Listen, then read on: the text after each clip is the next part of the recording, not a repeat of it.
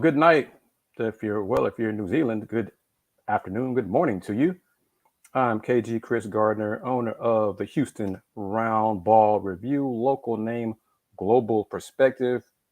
Welcome to a late night edition of Let's Talk Houston Rockets. After the Rockets had their 2-game winning streak snapped in Denver by the Nuggets, final score 129-113. Solo Dilo, how you doing? Thank you for joining the show. Might be not as long as an hour tonight. Just gonna see how long it goes with the family here on a Monday night, late night. I wasn't really sure I was going to do a post-game show tonight, but I wanted to squeeze it in because I got college basketball pretty much the rest of the week. And I know the Rockets are in Denver again on Wednesday, but I'll be at Rice Prairie View Wednesday, so I won't catch the early part of the Rockets-Nuggets rematch. So I wanted to get this in a little bit. Tony M., how are you? And of course, today was a big day for fans of the Houston Cougars men's basketball program, being ranked number 1 in the AP and coaches poll for the first time since I was 11 years old, back in 1983. But let's talk the Rockets. That second half was something. Man, oh man. Rockets got outscored by 14 points in the second half, 59-45. I had concerns about the way the game was going because the Rockets their defense just was not there from the jump. They played good defense Saturday against OKC. Obviously, OKC is not Denver. We know that. But the Rockets' offense was flowing tonight. Flowing. And then that third quarter came tonight, and Denver was 13 of 20 from the floor in the third quarter, 6 of 9 from 3.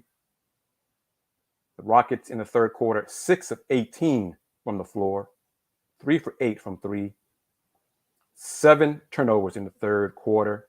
First half, the Rockets did a good job taking care of the ball.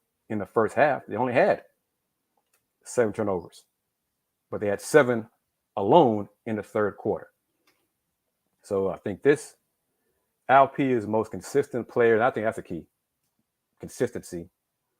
He's been the most consistent player so far for the Rockets. Jalen Green is showing flashes, better passer, getting more assists.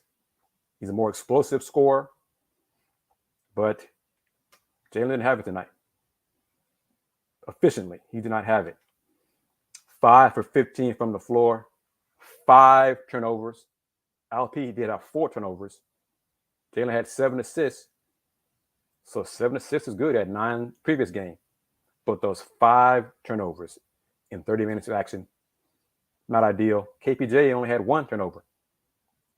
So Jalen led the team in miscues this evening in the loss. But that third quarter, 6 for 18 for the Rockets. Nuggets 13 for 20. WK, how are you doing? Good to see you. Thank you for chiming in. First half was good. Back and forth between Joker and LP. But again, both teams in the first half, defense seemed to be optional. And it just was not a lot of consistent effort by either team defensively in that first half. Rockets continued their lack of defense in the third quarter, and Denver stayed hot. 13 of 20 from the floor. Foul trouble. Jabari picked up 3 fouls early and was brought back in the game in the second quarter, which kind of surprised me with about 6 minutes left in the first half. So that was an issue as well. But it's just the Nuggets with Jamal Murray healthy now, 31 for Jamal Murray. Joker, the two of them combined for 63 of the Nuggets, 129 tonight. Rockets shot 46% overall. They made 16 threes. I think they made 12 threes in the first half. So they only made 4 threes in the second half. So, they were 12 of 27 from 3 in the first half. 4 threes out of 17 attempts in the second half. So the offense bogged down. Turnovers piled up. Nuggets stayed hot. 24 for 44 from the floor in the second half, including 7 for 16 from three-point range. Nuggets snapped the Rockets' 2-game winning streak, improved to 13-7.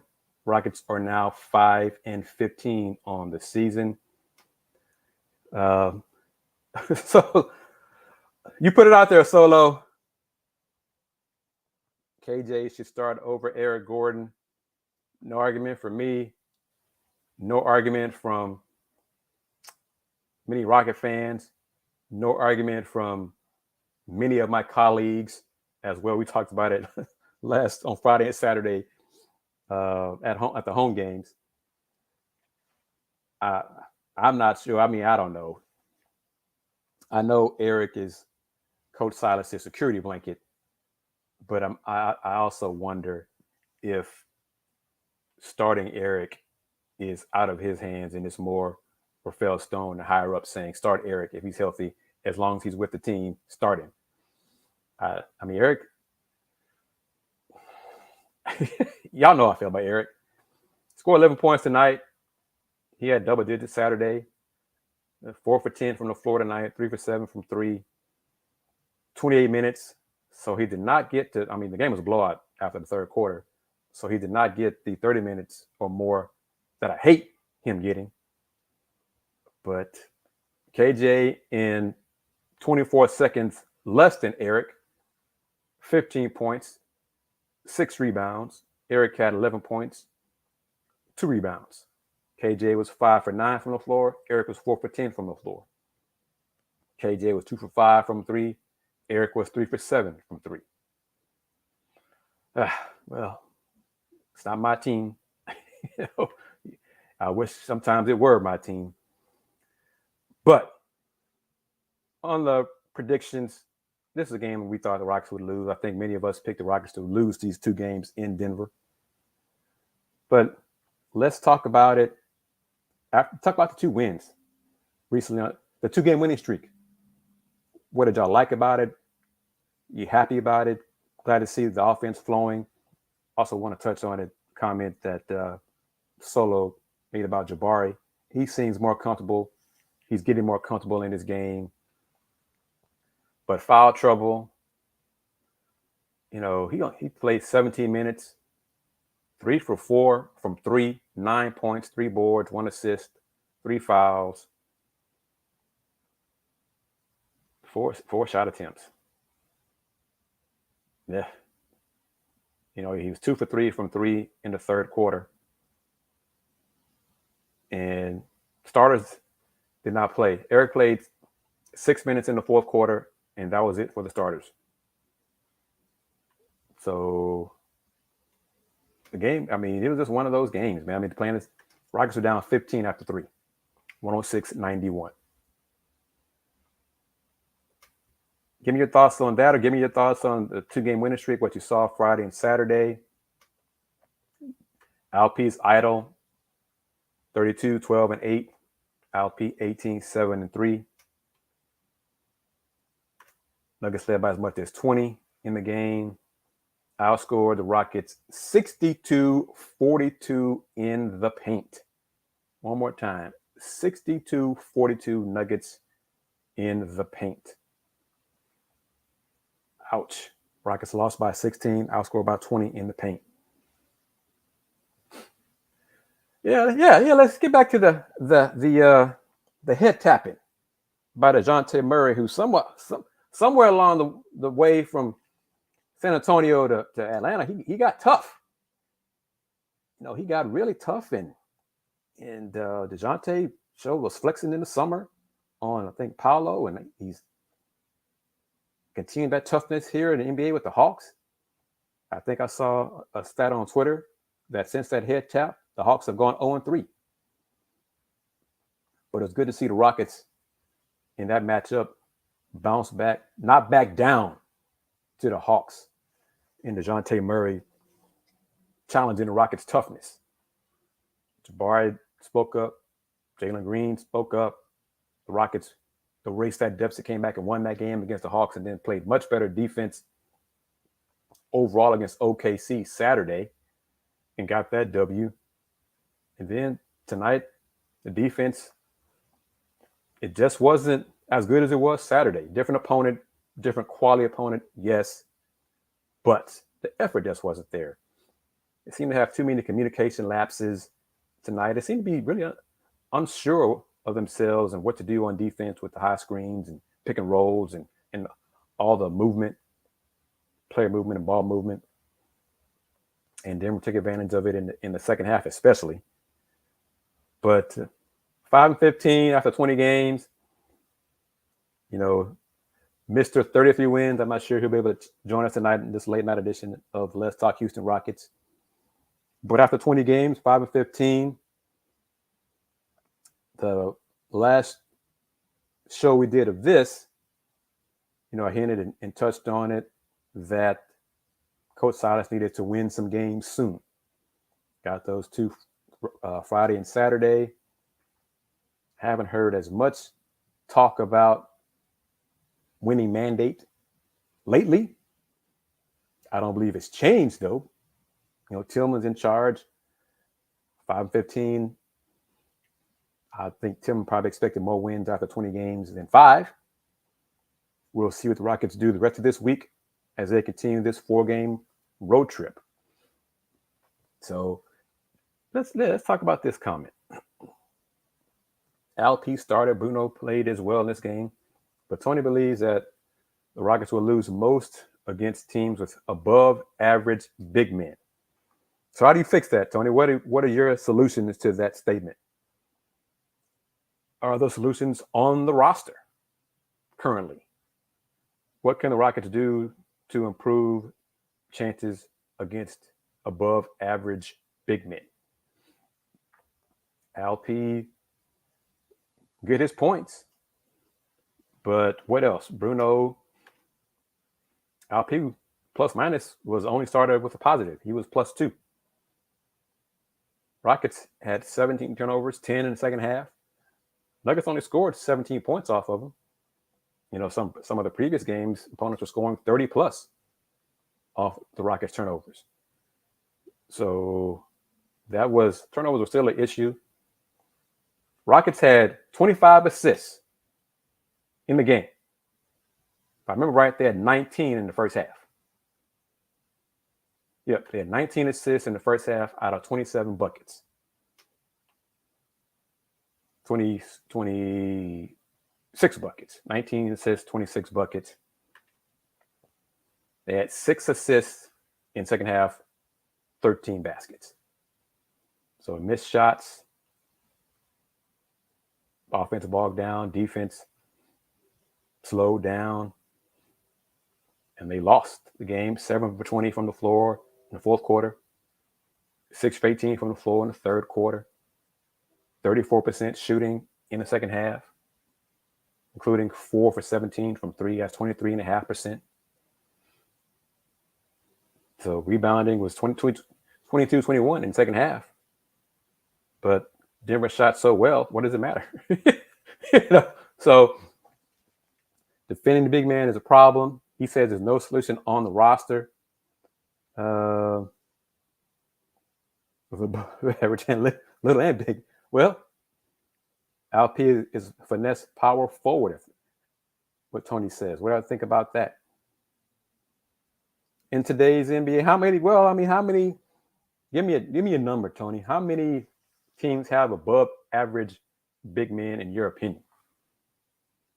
And do you mean power forwards and centers, or just centers at the 5 spot, or break it down for me here on this edition of Let's Talk Houston Rockets here on the Houston Roundball Review YouTube channel. Once again, we're discussing the Rockets 129-113 loss in Denver to the Nuggets, the first of this 2-game stint in Denver this week. Next game will be Wednesday night on November 30th. And then they'll go on the road, Phoenix and Golden State. So it doesn't get any easier for the young Rockets on this trip. So let's see what Tony said. All the playoff teams, mainly the five spot. Yeah, I think most fans agree with that. So, okay. Is the solution Jabari getting stronger as he gets older and more experienced and he becomes the 5? Now P at the 4? Or is the solution not yet in the NBA? Just tossing it out there. Get your thoughts on it. Trying to figure out solutions for the Rockets here. So Nuggets in Denver Wednesday, Phoenix on Friday, Golden State on Saturday. 3 more road games on this 4-game road trip. So doesn't get any easier. Will you guys think the Rockets get any of these next 3 games on this road trip? Or this be an 0-for-4 road trip?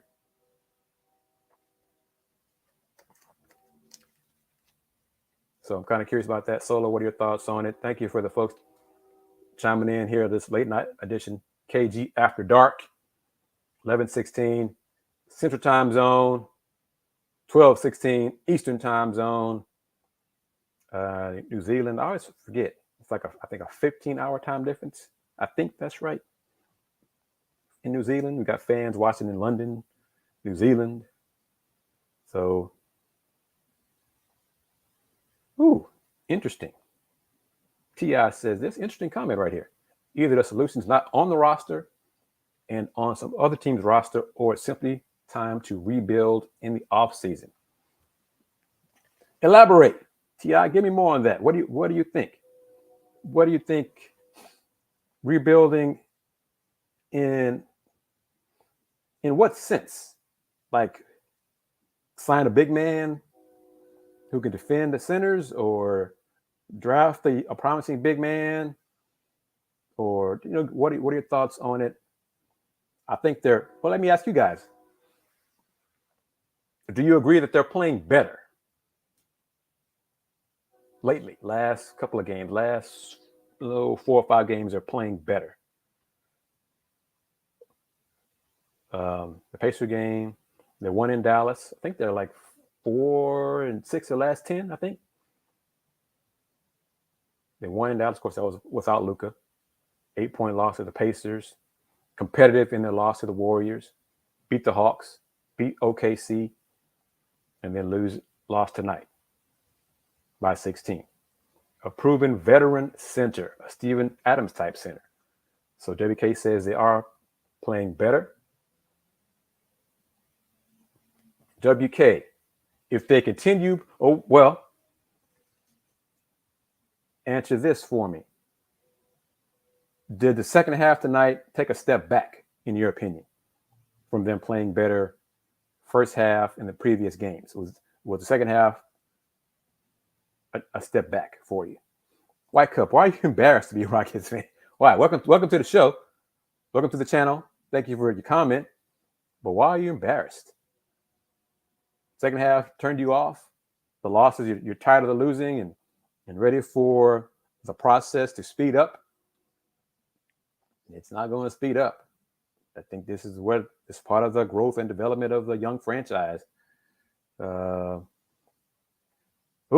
Says that Rockets remind him of. Well, I don't know. You might get some folks agree with you about the comparison Rockets and Houston Cougar football, because they got to pull their weight too. I thought about this. I think, let me see. I'll go back to the box. I thought about Ty in the first half. Let me make sure. Daishen Nix, first half numbers. What did he do in the first half? Daishen was in 6.5 minutes, 3 points, 3 assists, 2 fouls. a -2 plus minus. That's not bad. But I did think to myself, boy, Rockets need to call up Ty Ty. I really did think that. I really did. At some point, I think it's got to be soon, really, because I think Dacian he's young, but he's inconsistent running the offense. So that's, I mean, part of the growth. But more and more folks are saying publicly, hell, I don't know about publicly, but we're discussing media-wise, and fans are as well. Rockets need a point guard. They need a point guard. I think, was it official yet that the Mavs are signing or have signed or going to sign Kemba? So that's not, Kemba wouldn't help the Rockets, but he'd be better than Dacian, assuming he's in shape. A big man, like a 7-foot big man, or like a 7-footer who's rail thin, or a 7-footer who's like 260 kind of big man. So, oh yes, this is noticeable. Agree here, and T, I'm going to post your comment as well. When KPJ is a facilitator and not a ball stopper, the offense flows better. It's much more effective. You can see a difference. I think what was it? Friday? It was a Friday's game against the Hawks. He had 3 assists in the first half, and they had 7 assists in the second half. Offense looks so much better. Yeah, 7-footer, 20 points a night. So you agree? How many agree that Alp is better suited at the 4 spot rather than the 5 spot? I think the Rockets have to determine that going forward. And then what's the better position for Jabari? If he gets bigger, I'm not sure how much weight he'll gain. His dad's a big dude. Agreed. You can really see it, KPJ like telling 2 halves when the ball's moving as opposed to when the ball stops. But back to the comment, I think, from Solo here. Where was it? Where was it? Someone made a comment. Maybe it was somebody else. But Rockets took a step back. Second half was disappointing. Offensively, I think we're seeing a difference in when they move the ball as opposed to when they stop the ball. So Tony thinks Alp's a 4. T.I. does as well. Alp's best suited as a 4, more natural fit. I agree. But for this team, as it's currently constructed, he's a 5. So going forward, we'll see how that goes. Jabari had to pull up 3s tonight. It's that was good. He's got more arc in his shot, the 3-point shot. Fred Wright, thank you. Let's discuss this, and that key as well. 4 on defense, 5 on offense. That works. If the Rockets win the lottery, and win lottery, get the number 1 pick, draft Victor,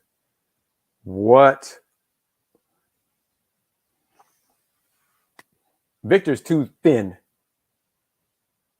to bang with guys like Joker and Joel Embiid, big dudes. But he'd be a hell of a weak side shot blocker and do a very good job because of his length and playing angles, helping out on the perimeter as well. So Victor 7'3", 7'4". So Gohan, how are you? Good to see you. Good to see the name on there. So let me see. Fred brings it up about what happens if the Rockets draft Victor. What about that? what is it? Diaminus 96? How I pronounce that? But Victor's point-wise, skill-wise, he could get the offense done. Size-wise, weight-wise, I don't know about him being a banger on the block, in the post. He'd be a very good help defender and shot blocker. Edgar G, how are you? Good to see you. And in this scenario, I think it would just, the versatility would be there with Victor, Jabari, and LP, and he just figured it out based on matchups, because I think you could probably have Jabari or Victor defend on the perimeter. I bet that it could even mix up a little bit and play some zone. Those long arms, that'd be something else, on the perimeter. LP has had trouble with centers. To his credit, he's accepted the challenge. He's just not experienced enough. He may not be tall enough, big enough, heavy enough, strong enough, whatever, to bother taller, heavier, big men. That might come with age, because if the Rockets got Victor, he's not going to defend Embiid or Joker in the post. He won't do that, because I don't believe his lower body strength will get strong enough to do that on a night in, night out basis. But that'd be a nice problem to have. Jayshawn Tate, an ankle soreness has lingered a lot longer than I thought. But when he's finally cleared and healthy, will he take Eric Gordon's minutes? I sure as hell hope so. That's just me. But whose minutes would he take? Garrison Matthews? Gary Bird was not. Gary Bird tonight, 1 for 6 from the floor, 1 for 6 from 3, 2 fouls, 2 boards, 1 steal in 15 minutes. Bruno Fernando, 8 minutes, 4 points, 2 boards, 2 fouls, 2 turnovers. Josh Christopher, 4 points in 6 minutes, 1 board, 2 assists. Boban, 3 points, 3 shots, 1 for 3, 0 for 1 from 3, 1 board. So, yeah. And this, it's kind of interesting. I see if they post, if Rockets or NBA post some post-game comments from Coach Silas for the media to listen to, or even on the NBA.com section of the game summaries. Kind of curious, because it did seem 15-point deficit after 3. Game not over. But Eric Gordon was the only starter to play in the fourth quarter. So that's kind of interesting to me. I was talking to a colleague during the fourth quarter about some college news and info. But, Rockets are down 20 at the 8-minute mark. And the closest they got after that was just 16. So the game was never in doubt. And maybe that's why he just didn't get a sense they had a chance to win. Rondo, I don't know about Rondo because of his personality. I think he'd be a clash. Isaiah, what is Isaiah doing with the Knicks? Anything? Josh Christopher, we were talking about him Saturday a little bit, and I'm let's see if I can show it. I'm wearing one of Jacob's shirts, courtesy of Media Swag from the Rockets. You can't really see it very well with the lighting of it, but this is one of Jacob's Josh Christopher shirts that he's selling in the Rocket shop.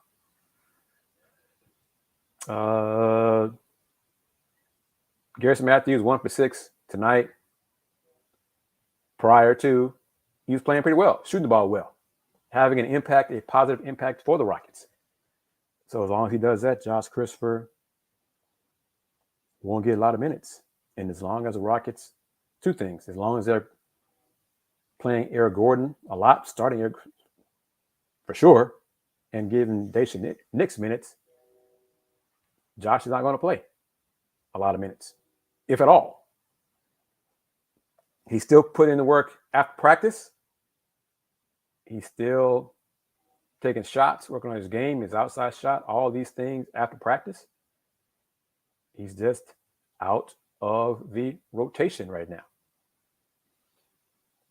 Some fans don't like it. Some of my colleagues don't like it either. Eric Gordon.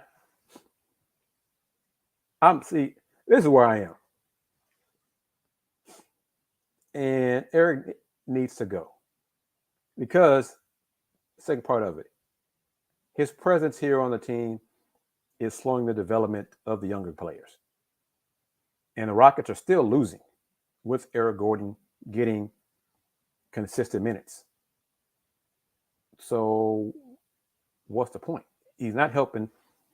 And we could rationalize it that he helps the Rockets win. He gives Rockets the best chance for Coach Silas to get wins. Okay. But 5-15 is 5-15. He doesn't play both games of a back-to-back. So when KJ started with Friday, he had his double-double. I'm not going to name names, but other colleagues, we talked about it. And we're like, December 15th, the Rockets should trade Eric. Either trade him, give him a John Wall treatment, sit him down, don't play him, whatever. But give those minutes to somebody else. From a logic standpoint, I think Rafael is still trying to maximize return. And that's why they're starting him and still giving him the minutes. But even in some of his media interaction, he just, at times, his answers, he just seems to be withdrawn from the team. And his answers, we're young, but we're still making mistakes that we shouldn't be making now.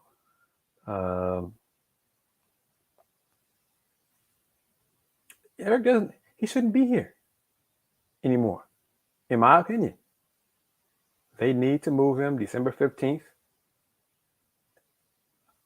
I mean, disengage, great word, WK, to describe Eric. It's just move on. If you can't get a first round pick for him, if that's what you're holding out for, lower your expectations or just don't play him. I mean, go with the younger dudes, the young guys. Let them play. Let them learn on the job. If Eric wants out, and based on some of his comments, his reactions, even some of his tweets, he does seem disengaged. There are times when he doesn't pass the ball at all. It's all about getting his shots. I mean, we've seen a few more moments of that lately than him being the facilitator. I think Bruno made comments Wednesday, a few days ago, about what he's learned while sitting on the bench and observing, during the games. And one of the things he mentioned was, setting screens for Eric, because Eric is not a very good creator of his own shot anymore. And I was like, ooh, he's right. So Eric, I think he's a leader in the locker room, but this season more and more he seems to want out. He seems to, by his words, his actions, his demeanor, he sees that the Rockets are much further away from winning than he thought. And I think he's at a point now, or getting to a point, that he would like to go elsewhere and have a chance to win and go deep in the playoffs. There's nothing wrong with that. You get to that point of your career, you want to win, you want to compete for a championship. A lot of folks understand that. And if he's at that point,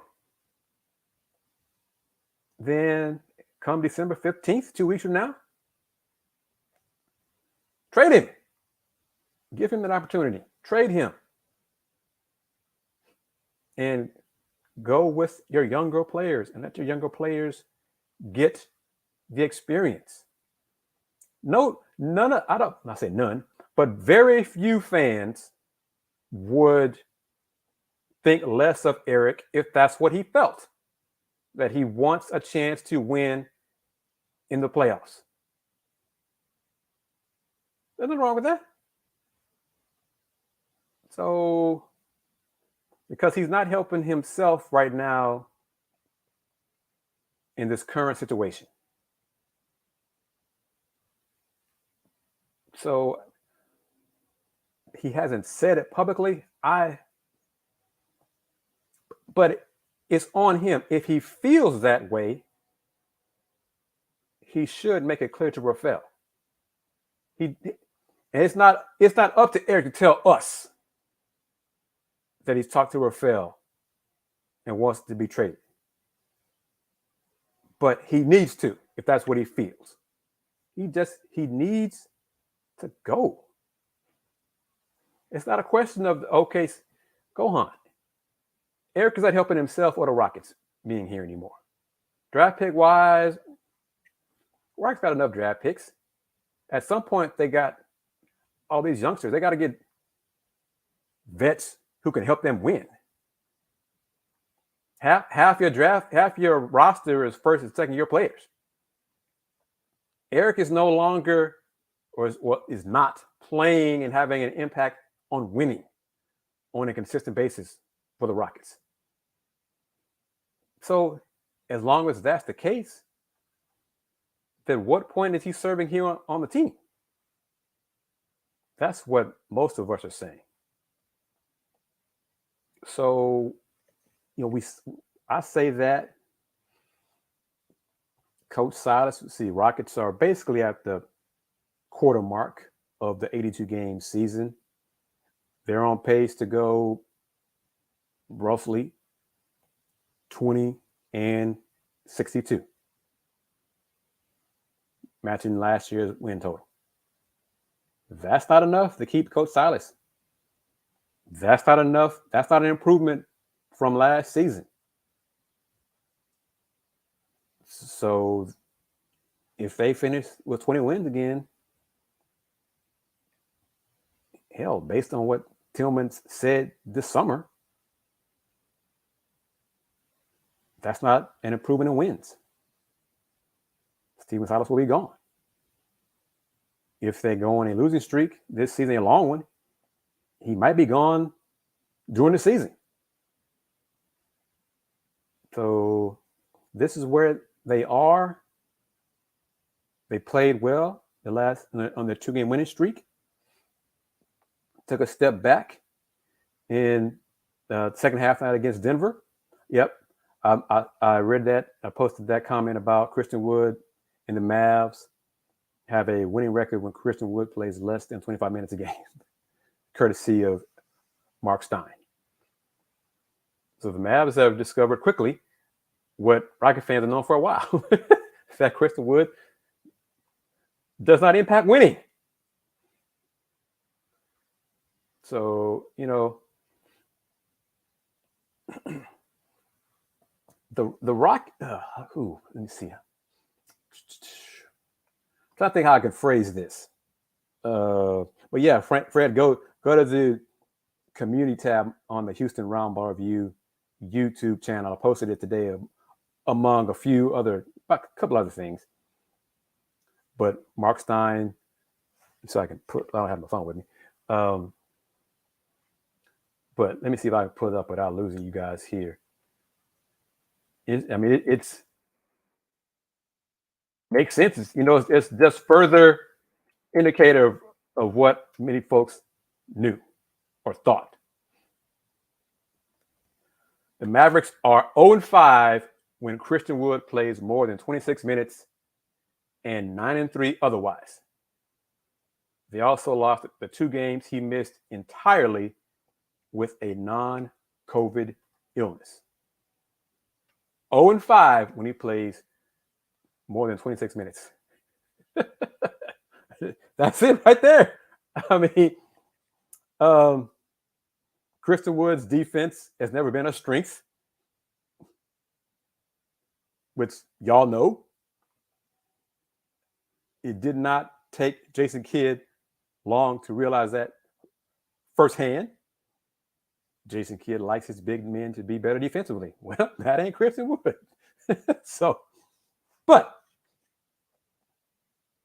you guys tell me, do y'all think the Rockets miss Christian Wood?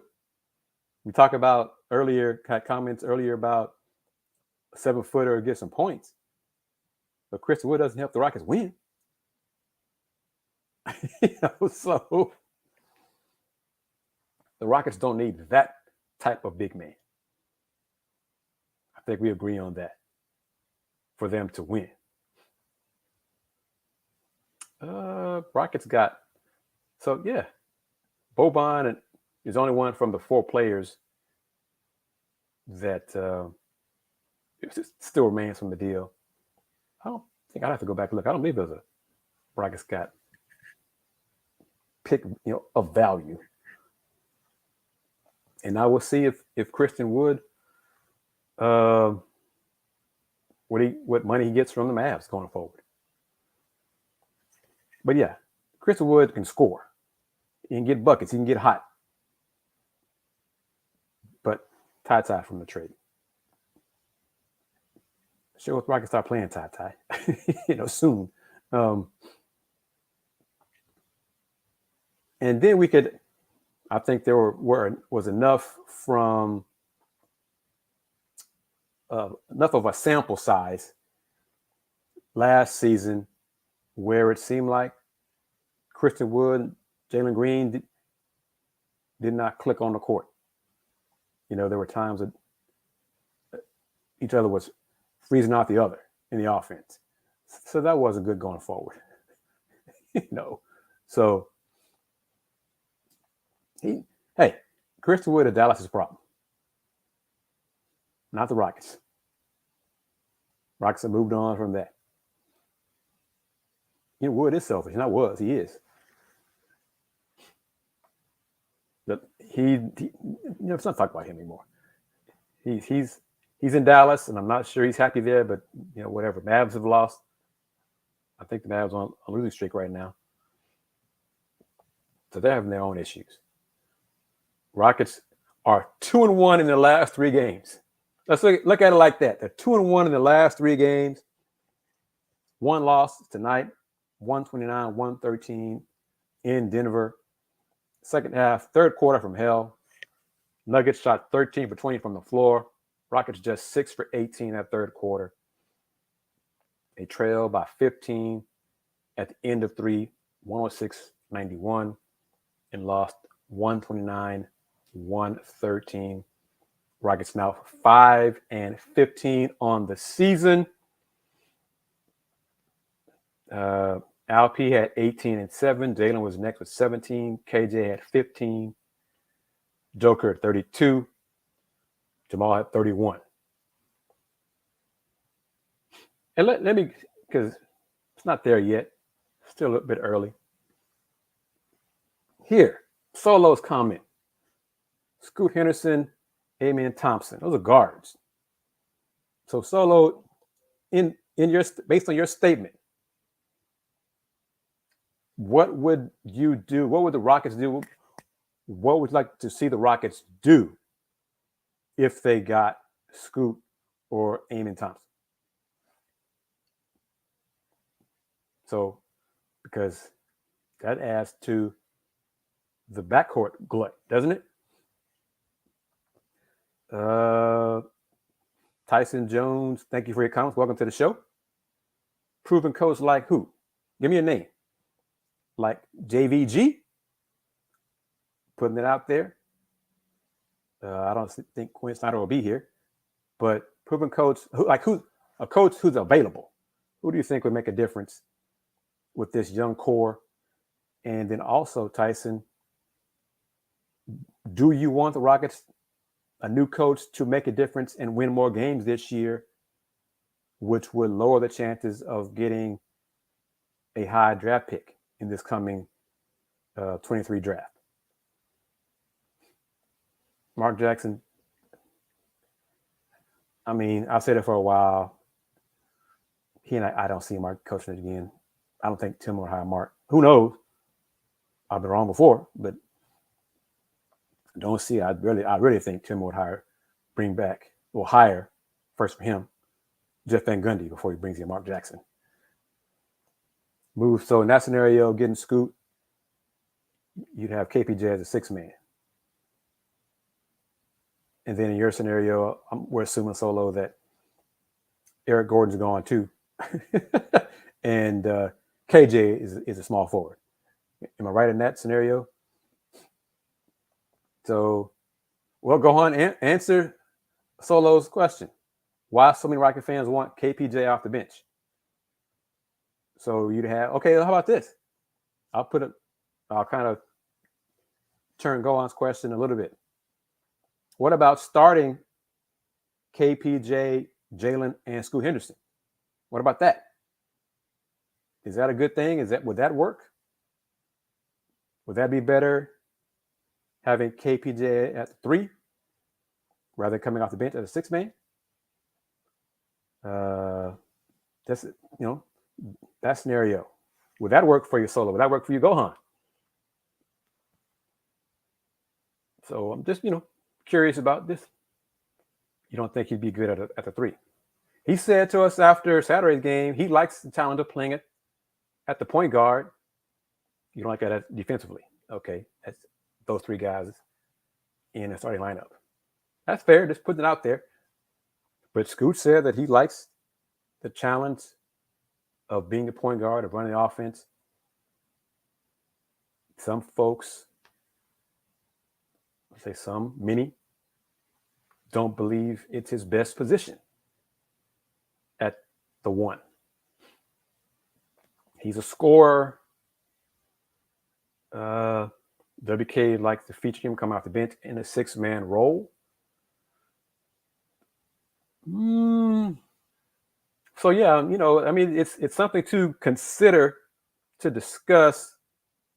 If the Rockets did not win lottery to draft Victor, then what? With Scoot Henderson. So it'd be, it's something to consider. Or should they trade somebody if they got the number 2 pick in the draft? I'm very good with this.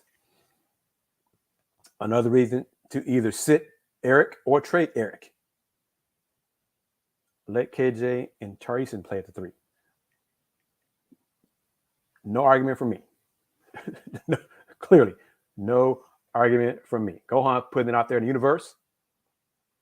He believes the 3rd time will be the charm, and the Rockets will win the lottery in May and pick Victor Wembanyama with the 1st pick in the 2023 NBA draft. So back to back, Gohan. Tari to get ED's minutes. KJ has earned a starting spot. I'll be good with either one.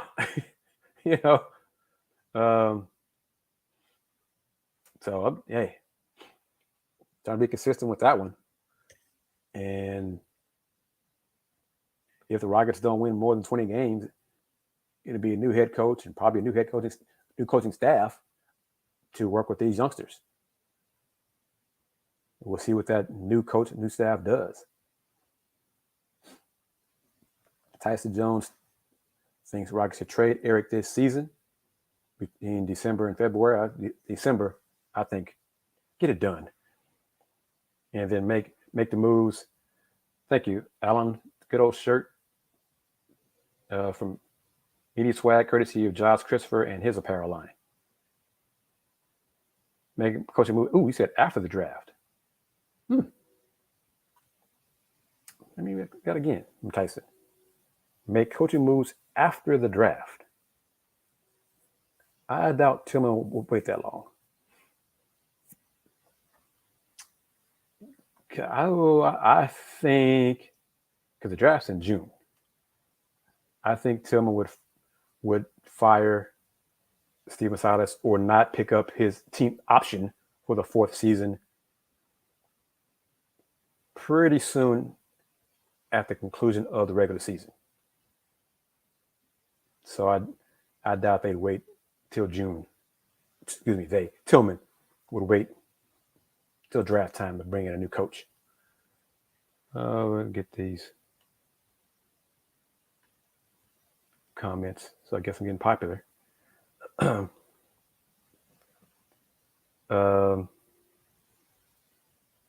So what happens Wednesday? What adjustments should the Rockets make? Should Stephen Silas and the staff make to win in Denver on Wednesday? Rematch. One thing coaches say about this kind of baseball type homestand, road stand, it's like the playoffs. So you make adjustments between the first game and the second game. What adjustments do you think the Rockets could make, should make? One thing, I think, tighten up the defense for sure. Solo says start KJ. I'm good with that for sure. Slim Boss says Stephen A. Payne don't matter. An argument for me. On that. I think I talked to him one time when he was in town, probably for Rockets Warriors a couple years ago.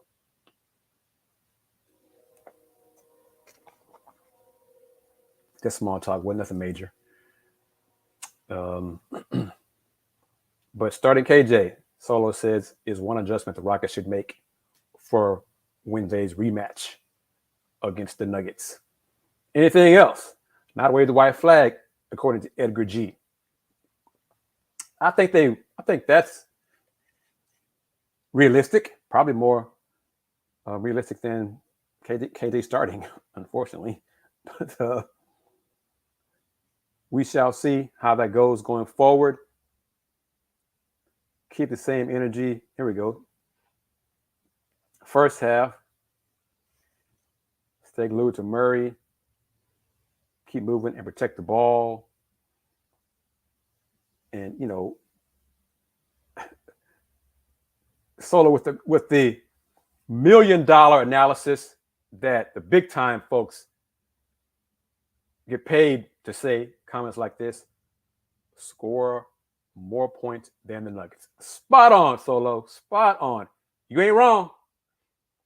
You are not wrong for that one. Let's see. More Bruno minutes to get more physical.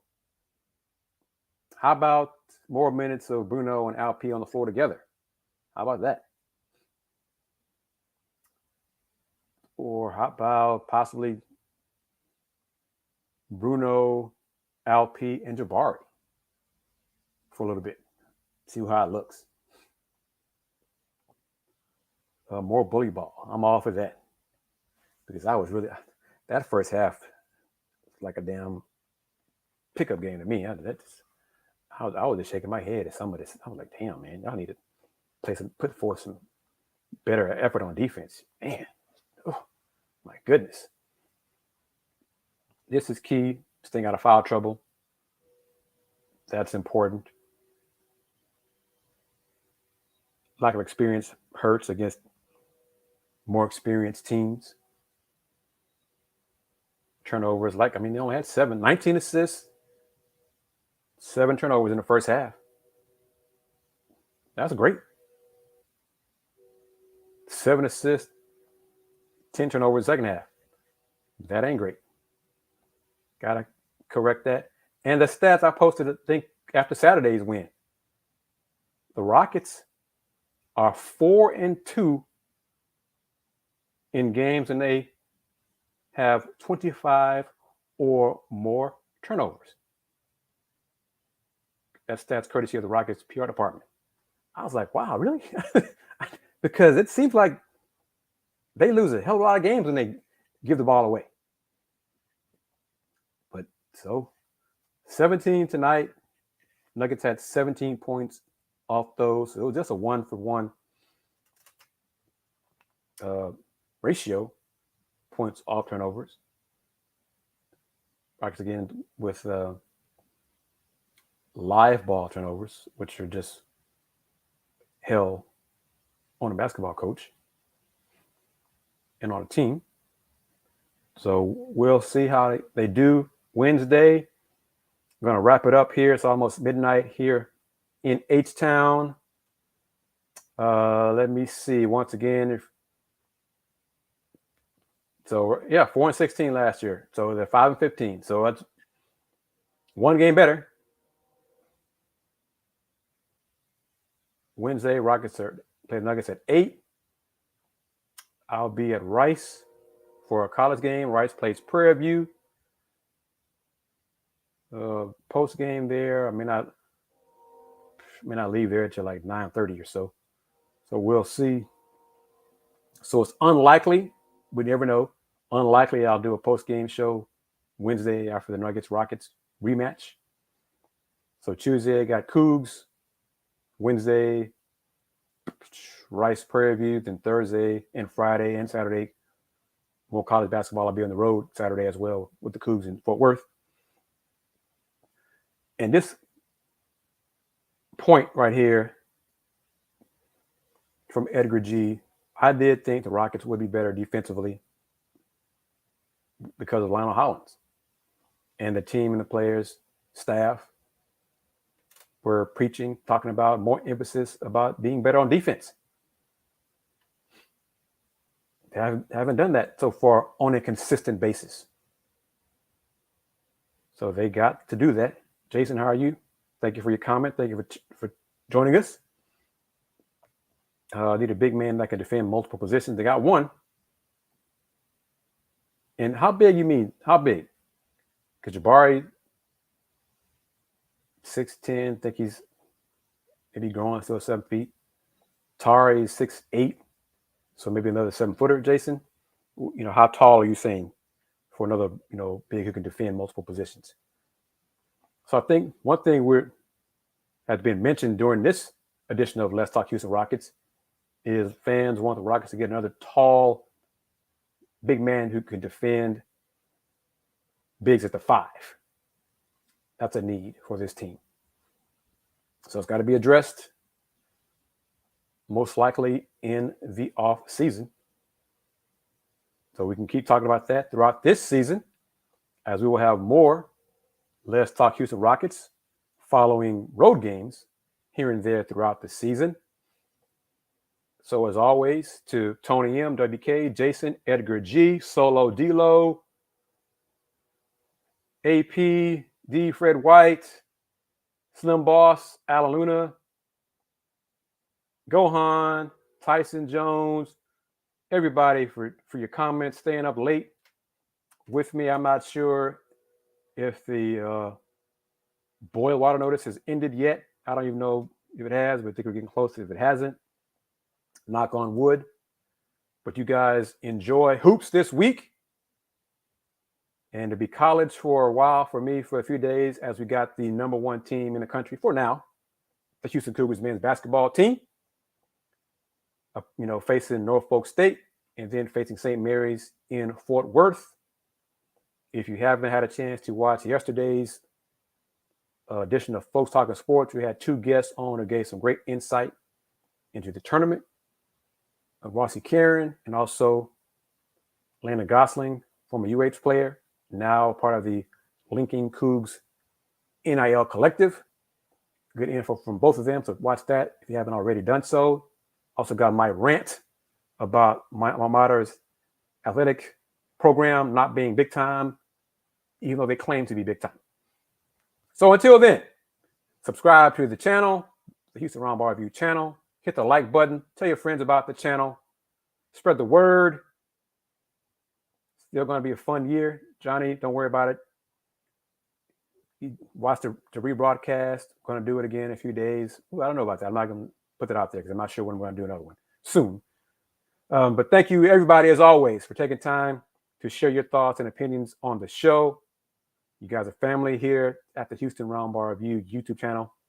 Appreciate you as well as always. Until next time, peace.